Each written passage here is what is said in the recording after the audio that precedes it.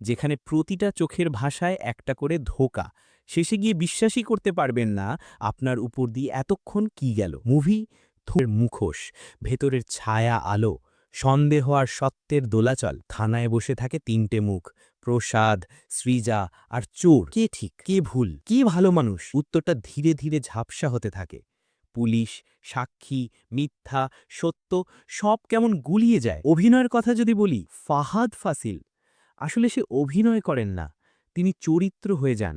তার মুখে এক একটা হাসি কিংবা চুপচাপ তাকিয়ে থাকা সবকিছুতেই আপনি সন্দেহ করবেন। এই সিনেমা দেখে মনে হয় পুলিশের থানার দেয়ালেও অনেক গল্প আটকে থাকে। এমন কোনো দৃশ্য নেই যেটা চমক দেবে, কিন্তু প্রতিটা মুহূর্ত আপনাকে ভাবাবে যে এটা আমি হলে কি করতাম। সবচেয়ে বড় কথা, এখানে কোনো চরিত্রই পুরোপুরি ভালো বা খারাপ নয়, সবাই এক একটা পরিস্থিতির মধ্যে আটকে পড়া মানুষ। শেষ কথা, এই সিনেমাটা দেখতে গেলে একটু ধৈর্য লাগবে, কিন্তু একবার ঢুকে গেলে আপনি বেরোতে পারবেন না। এটা কোনো থ্রিলার নয়, কিন্তু এর চেয়েও বেশি কিছু। মুভিটা বাই ৫ ঝকঝকে এইচডি প্রিন্ট আছে, সাথে বাংলা সাবটাইটেলও আছে। মুভি লিংক কমেন্টে।